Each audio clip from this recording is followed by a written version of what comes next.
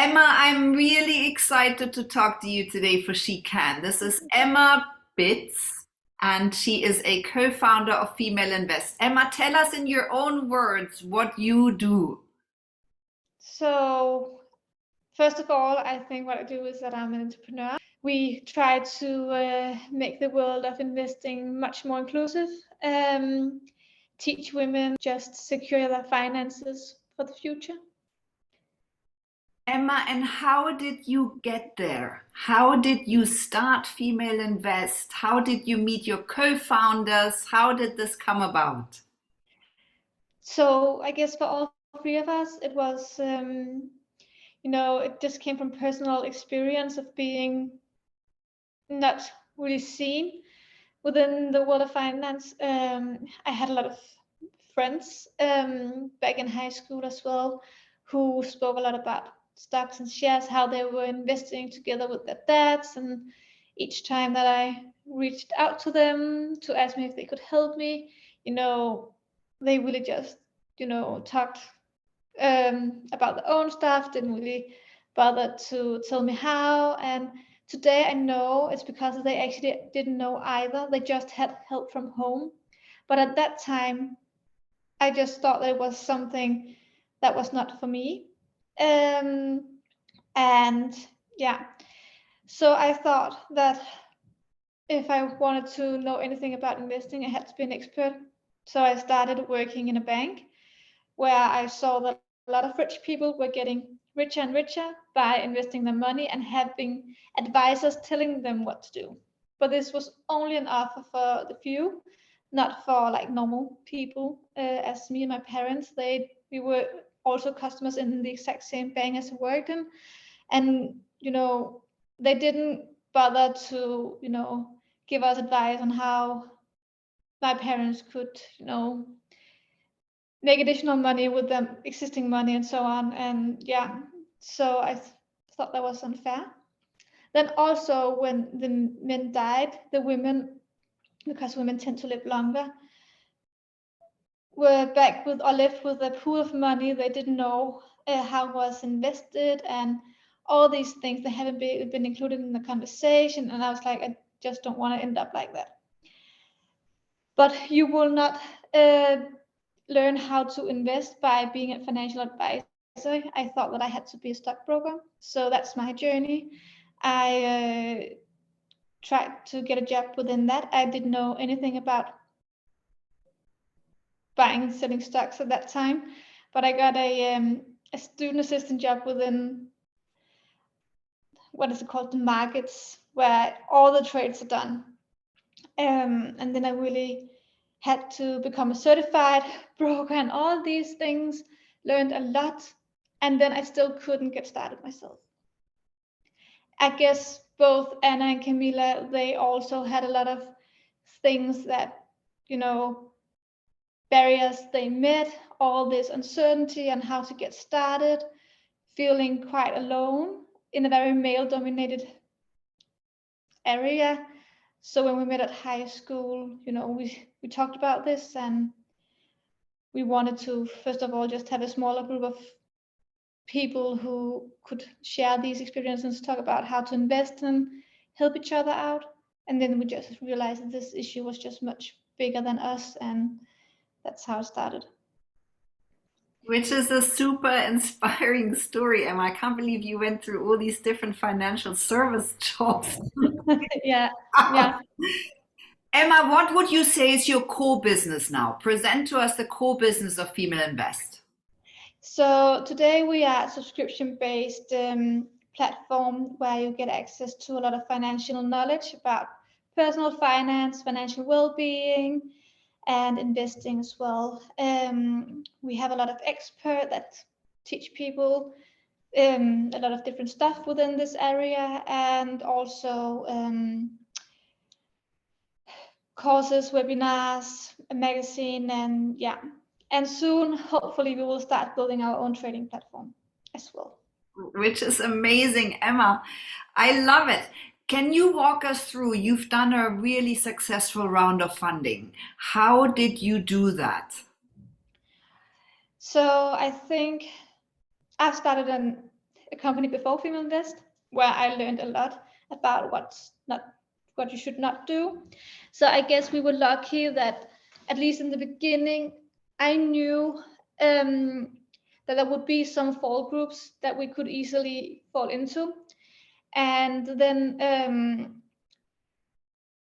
we were very, cautious about taking in people's money, because I really had some bad experiences from that and was actually very hesitant to do so. And so we screened people, even though that as a female founder, there's not that many opportunities. So it's easier said than done. But it really was really about people believing in the product, understanding the problem and the issue on a global level, and why it's important to have women investing or participate in the economy on equal terms, because a lot of actually men don't, because they don't experience the issue. And also a lot of the products they invest in are problems that they can relate to, and they can not necessarily relate to this issue. So really finding people who wanted to help us out with the mission, were a little more mission philanthropic oriented, because we needed that support. And we were lucky to find some people.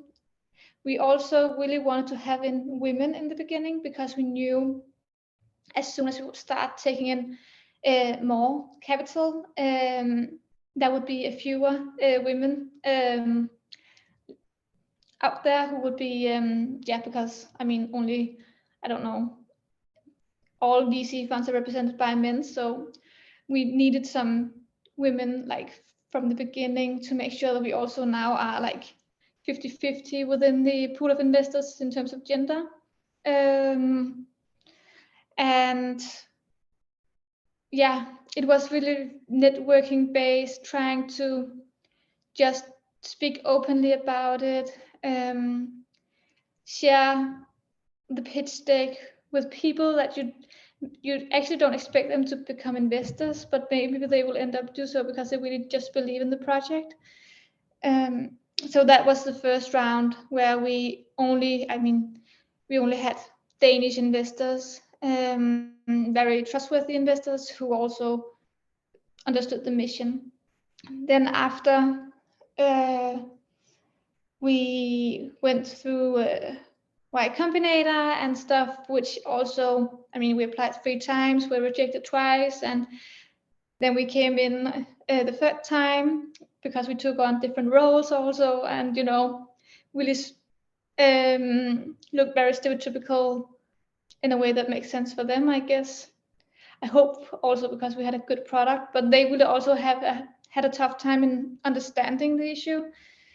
Then when we completed Y Combinator, there was a lot of, that gave us some kind of proof stamp that this was actually a real business, that we could be taken more serious, not only as a mission-driven startup, Yoo-hoo kind of project, but that we actually were having a real business with real revenue, and that we could monetize from this. And Anna and Camilla, you primarily led that round because they are good sellers, and as a woman, and I think also as a man, but especially as a woman, you really need to be a good seller. You really need to sell the story about the company, sell the story about the product, what it can become, stressing all the facts. And we really had to have better numbers than anyone else, otherwise it was just it really didn't matter. So yeah, it was tough, because I think we talked with a lot, maybe 100 investors, and it's only a few who end up investing in you. And I think we also said no to some money, again, because it's really important that they buy in on the mission, that they understand the product, the values of the business. And when I speak about the values of the business, I think it's like that, for us it's better that it take 1 year extra, and then we have a good time in the process, that we're not stressing and all these kind of things. But for investors, of course, they want return on investment as soon as possible, so there need to be an alignment about that as well. Emma, About control. you have over 20,000 paying users, right? Actually, we have 33,000 now. 33,000 paying users. I mean, I'm not quite sure why anyone would have doubted this business model. You're doing so well. You also wrote a book, Girls Just Want to Have Funds, and you sell that as part of your membership as well. Tell us a little bit about when a woman signs up to get your book and your membership, what do they exactly get on a monthly basis? So, first of all, they get access to all our financial learning material, that is online courses, our weekly webinars, weekly Monday market news, articles, worksheets, bite-sized learning on the go. They can access it all, both on web, and we also have an app. It's not officially launched, but it is public in App Store, so you can download it already now. And then we also do have our community, where you can also speak with like-minded women who are interested in the same topic as you. It can sometimes be difficult to find people who are willing to speak about money. And you can ask questions, share knowledge, join groups, also attend live Q&As, and get inspired from other people's money stories. And then, this is also an empowering community where we lift each other up, share our successes and wins, and also, in times of uncertainty, help each other out, and, share our, like, if there's anything that we are afraid of. And with the book, I guess you get everything, as you also get in the membership, but the membership is just, updated all the time with a lot of new content. And the book is a really good guide to how to get started, to set yourself up for this, to, feel empowered, get inspiration. And then for the membership, if you want to, really do it, then you can get all of that through the membership. Yeah. Which is amazing, Emma. I've got the book and it's a real little financial independence Bible. Now, I understand that you girls are in it for financial independence, which means freedom for women.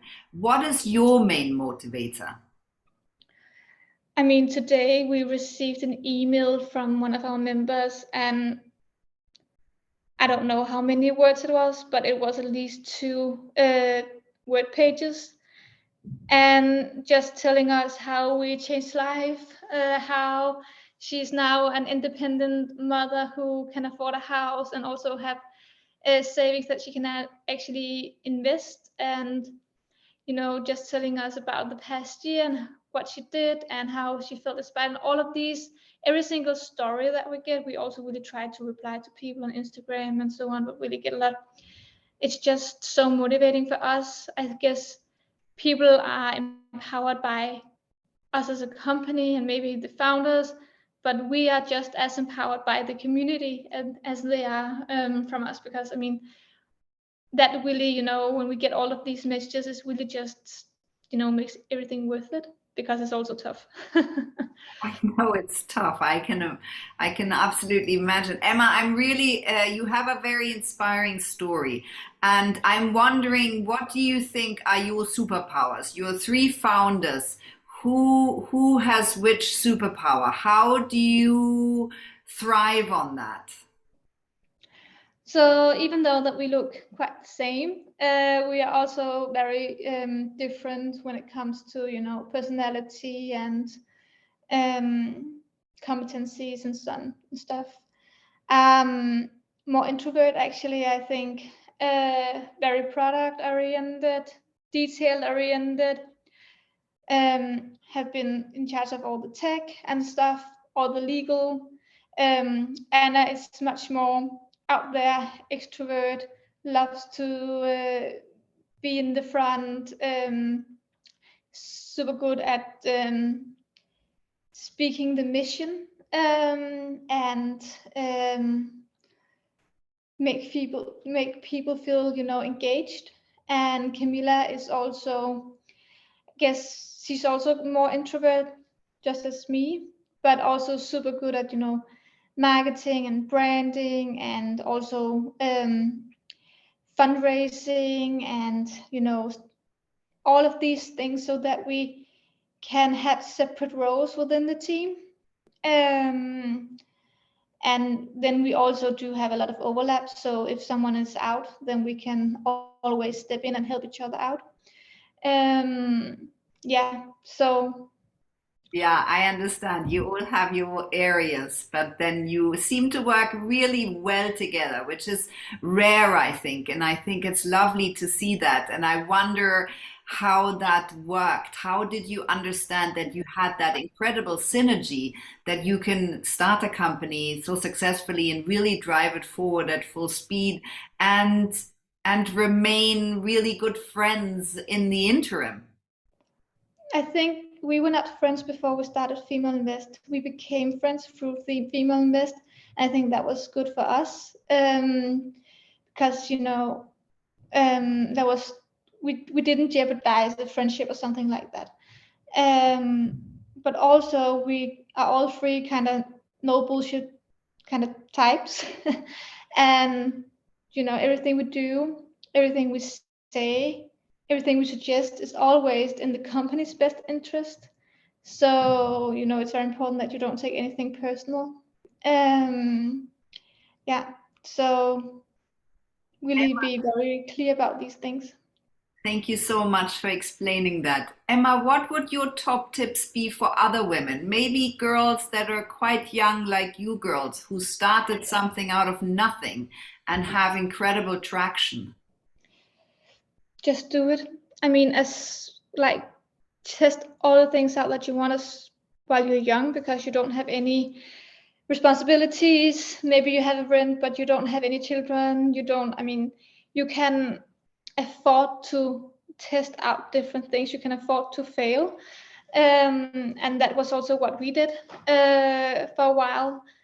And then, you know, don't be afraid. Own it. Own yourself when you go out there and want to raise money. Just believe it, because I mean, if you experience the problem, then definitely a lot of other people experience the same problem, even though people might tell you that they don't. Because then they're just not the right target group. So yeah.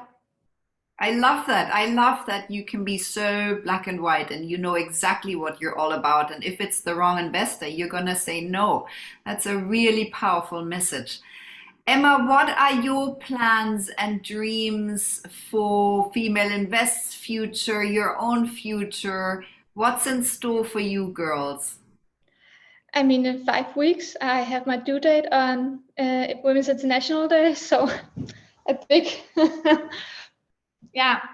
So that's the next big thing that is going on in the company that people don't really know, because investors don't know.